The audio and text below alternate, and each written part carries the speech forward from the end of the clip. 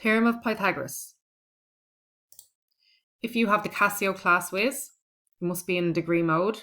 So press Shift, Menu, press 2 for angle unit, and press 1 for degree. If you have this version of the class whiz, you press the settings button, which is underneath the on button.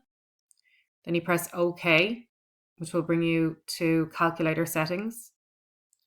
Then you use the arrow keys to scroll down to angle unit and then select degree. And if you have the older version of the calculator, this one here, you press Shift, Mode, Setup, and 3. So Shift is the button on the left hand side, Mode is to the left of the on button, and then 3. Learning intentions.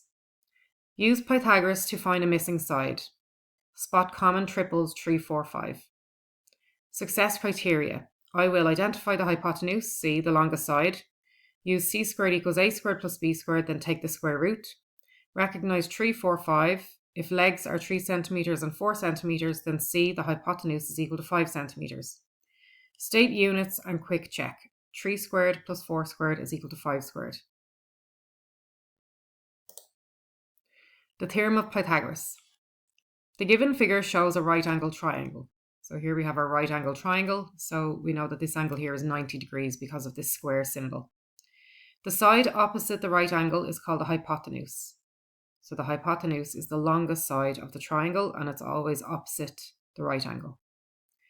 A Greek mathematician named Pythagoras is credited with the proof of a very important theorem involving right angle triangles. As mentioned in chapter 18, it is known as the Theorem of Pythagoras and it's given below. Theorem of Pythagoras. In a right angle triangle, the area of the square drawn on the hypotenuse is equal to the sum of the areas of the squares drawn on the other two sides. So it's important to note here that sum means add.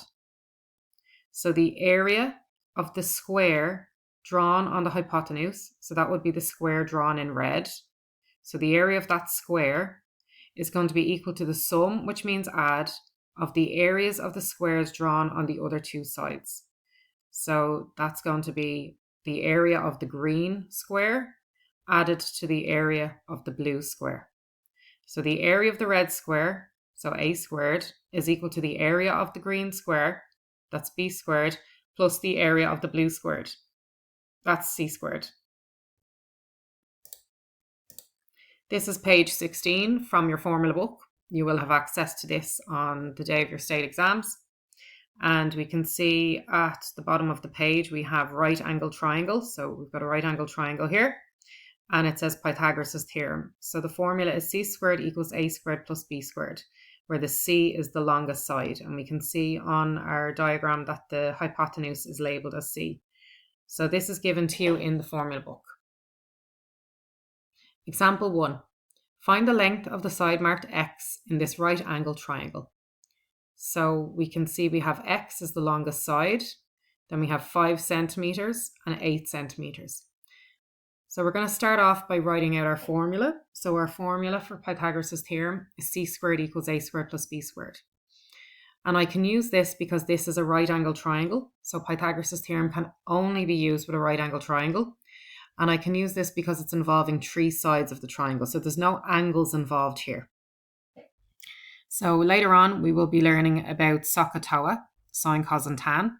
So we use that when we are either given an angle and trying to find a side in a right angle triangle, or we're looking for an angle in a right angle triangle. So Pythagoras' theorem is being used here because it involves the 3 sides of the triangle and no angles are involved.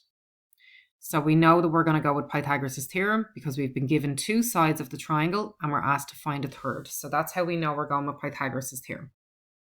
The next step is to label the triangle, making sure you label the longest side as C and the other 2 sides as A and B. So I've decided to let the side X be C and then 5 centimeters as A and 8 centimeters as B.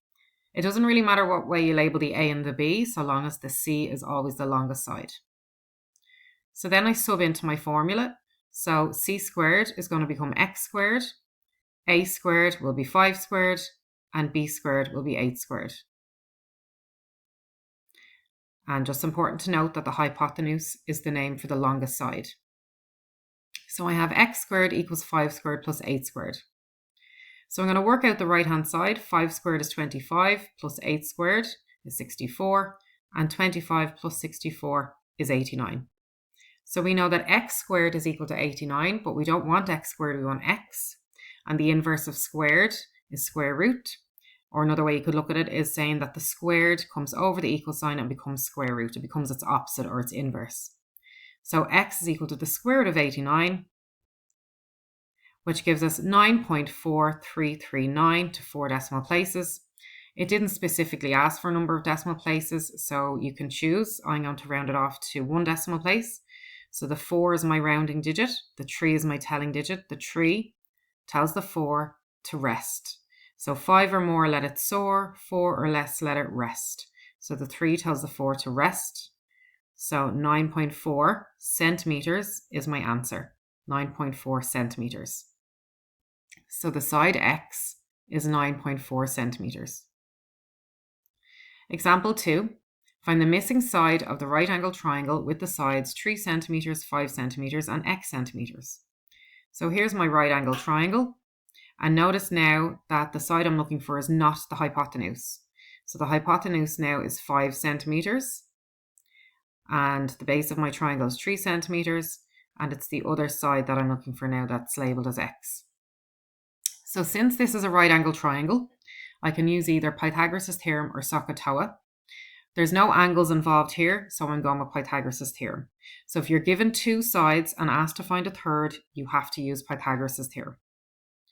So I'm going to write out my formula. C squared equals a squared plus b squared. This is given in the formula book.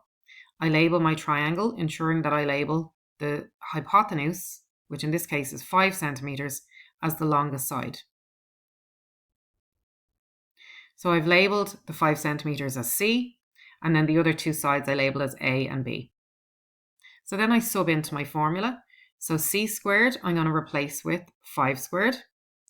A squared I'm going to replace with 3 squared. And B squared I'm going to replace with x squared. And again, the C is the longest side. So then I'm going to work out each part individually. So 5 squared is 25. Then I'm going to have equals, then 3 squared is 9, and that's going to be plus x squared, which I will leave as x squared for the moment. So I have 25 equals 9 plus x squared. So now what we have to do is get the x on its own, so solve for x. So we're going to bring the 9 over the equal sign, and it's going to come minus 9.